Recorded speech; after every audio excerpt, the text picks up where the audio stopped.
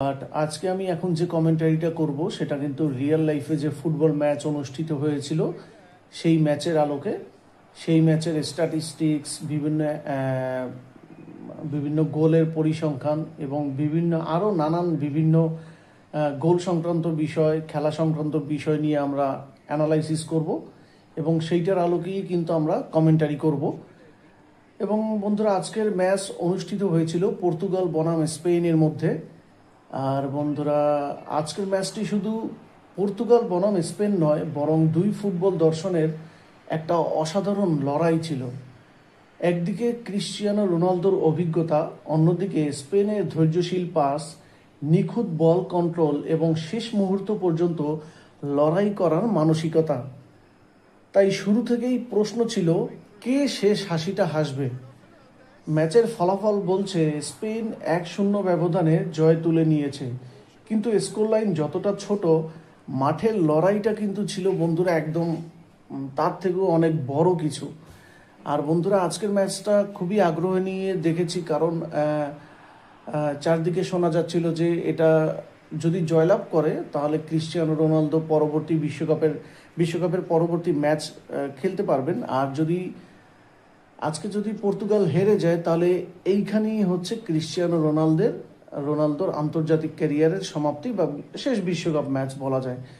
সুতরাং আসলে আজকের ম্যাচটা নিয়ে কিন্তু সকলেরই একটা বাড়তি এক্সাইটমেন্ট ছিল, কিন্তু আনফর্চুনেটলি পর্তুগাল কিন্তু বন্ধুরা হেরে গিয়েছে একদম ম্যাচের কিন্তু শেষের দিকে এসে, যেটা আসলে টোটালি আনএক্সপেক্টেড ছিল। এবং আমি ব্যক্তিগতভাবে খেলাটা দেখেছি পুরোটা সময় জুড়েই। আর তবে 91 মিনিটে এই গোলটা হয়েছিল, স্পেনের ফুটবলার মাইকেল মেরিনো এই গোলটা দিয়েছিলেন, মানে গোলটা স্কোর করেছিলেন। বাট এরপরেও কিন্তু পর্তুগাল দুইবার সুযোগ পেয়েছিল গোল করার, বাট তারা কিন্তু সেই সুযোগটা কাজে লাগাতে পারেনি। একদম ম্যাচের শেষ মিনিটে ব্রুনো ফার্নান্ডেস তিনি কিন্তু হেডশট দিয়ে গোলেরও একটা সুযোগ পেয়েছিলেন, বাট তিনি চেষ্টা করেছিলেন, বাট অল্পের জন্য কিন্তু সেই সুযোগটা বন্ধুরা পর্তুগাল মিস করে। আসলে কিছু কিছু সময় আসলে কপালের দোষ দেওয়া বাদে অন্য কোনো কিছুই করার থাকে না মানুষের। আজকের ম্যাচটাও আসলে পর্তুগালকে সেরকম কিছু একটা আমার কাছে মনে হচ্ছে বলতে হবে। যেটা বলছিলাম বন্ধুরা, শেষ মুহূর্তে মাইকেল মেরিনোর গোল এই ম্যাচকে একেবারে নাটকীয় সমাপ্তি এনে দিয়েছে। তাই পুরো ম্যাচের গল্প জানতে বন্ধুরা শেষ পর্যন্ত আমাদের সাথেই থাকুন। শুরু থেকেই স্পেন নিজেদের পরিচিত স্টাইলে বলের নিয়ন্ত্রণ ধরে রাখার চেষ্টা করেছে। রড্রি, ডানি ওলমো, পেড্রি, লামিনে ইয়ামালের ছোট ছোট পাসে পর্তুগালের ডিফেন্সকে একের পর এক পরীক্ষা দিতে হয়েছে। পরিসংখ্যানও বলছে সেই কথাই। স্পেনের দখলে ছিল প্রায় 56% বল, আর তাদের পাসের অ্যাকুরেসি ছিল 91%। মানে খারাপ বলা যাবে না, যথেষ্ট ভালো বলা যাবে, যা তাদের সংগঠিত ফুটবলের স্পষ্ট প্রমাণ।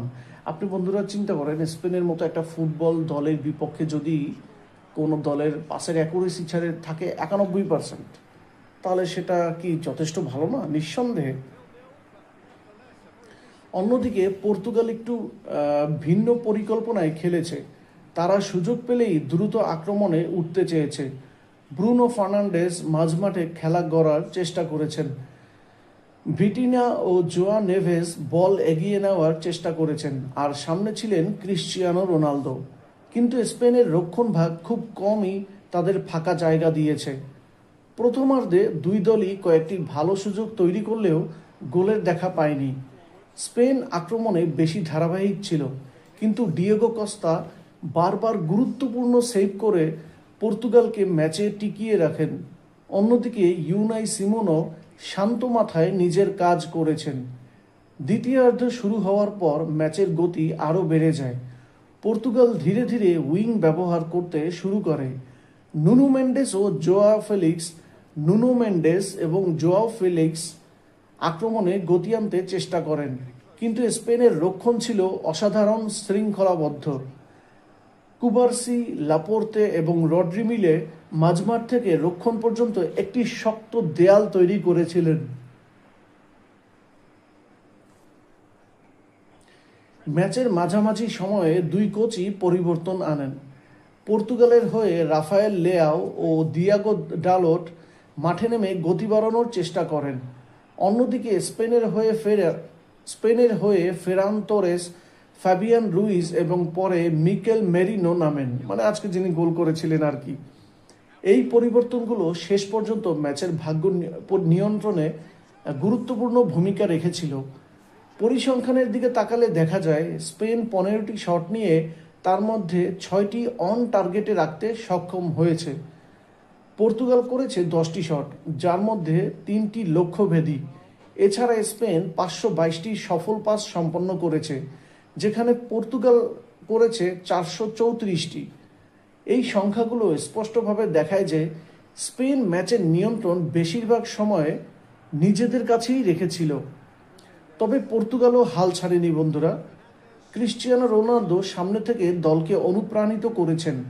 কয়েকবার সুযোগ তৈরি হলেও শেষ পর্যন্ত স্পেনের ডিফেন্স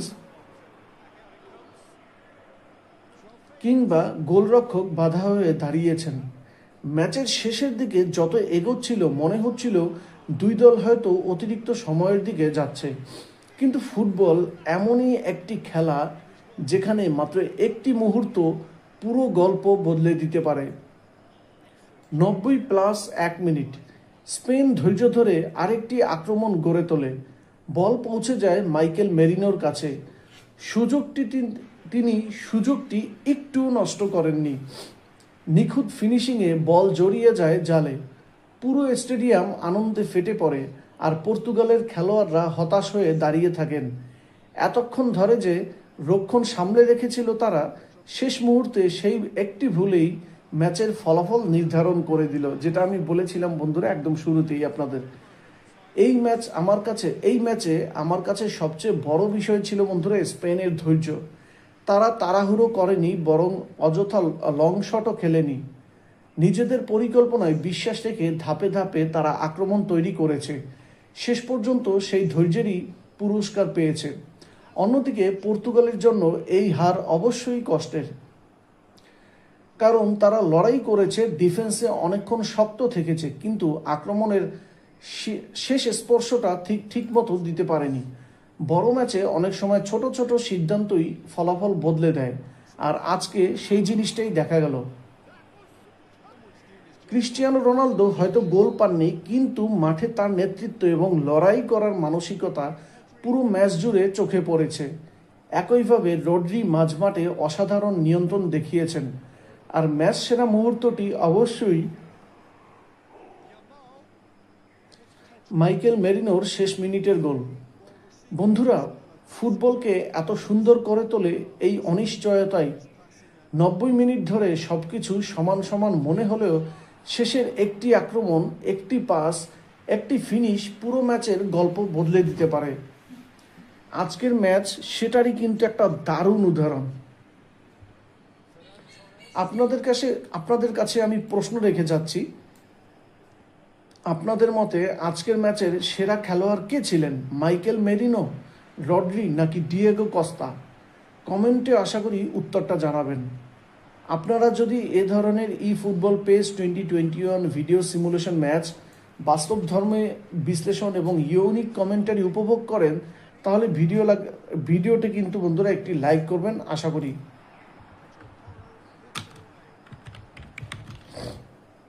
বন্ধুরা, কমেন্টারি এখানেই শেষ নয়, আরও আছে।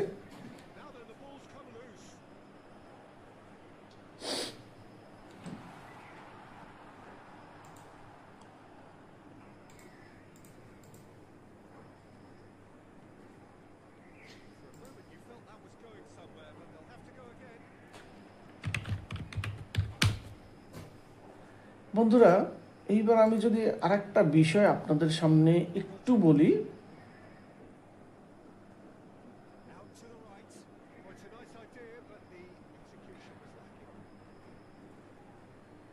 আর এটা কিন্তু বন্ধুরা দুইটা ইউরোপীয় পরাশক্তির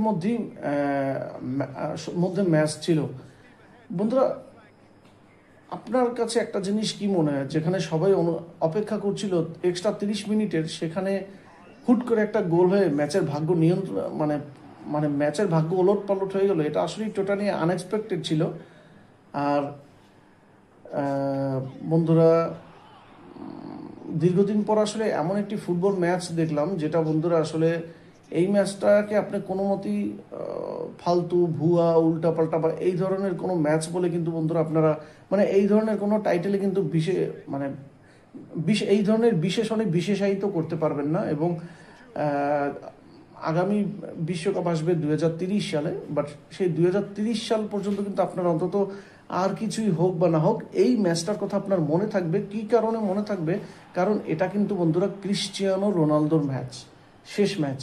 সুতরাং বন্ধুরা, এরকম একটা লিজেন্ডারি ফুটবলারের শেষ ম্যাচ বিশ্বকাপে, সুতরাং এটা তো আসলে হেলায় ফেলা উড়িয়ে দেওয়া যায় না। তো বন্ধুরা, যাবার আগে কিন্তু আপনাদেরকে একটা বিষয় আবারও আমি বলে রাখছি বন্ধুরা, আপনারা দেখছিলেন e football PES 2021 video game simulation, but আমরা যে কমেন্টারিটা করেছি সেটা কিন্তু রিয়েল লাইফের আদলে, রিয়েল লাইফের ফুটবল ম্যাচের আদলে কিন্তু আমরা এই কমেন্টারিটা করেছি, যাতে ভিডিওটা আপনাদের কাছে আরও ভালো লাগে এবং আরও যাতে উপভোগ্য হয়ে ওঠে। বন্ধুরা, আজকের গেম প্লে দেখার জন্য আপনাদের সবাইকে মানে ধন্যবাদ জানাচ্ছি। আবারও দেখা হবে পরবর্তী ম্যাচে। ততক্ষণ পর্যন্ত ভালো থাকুন, সুস্থ থাকুন।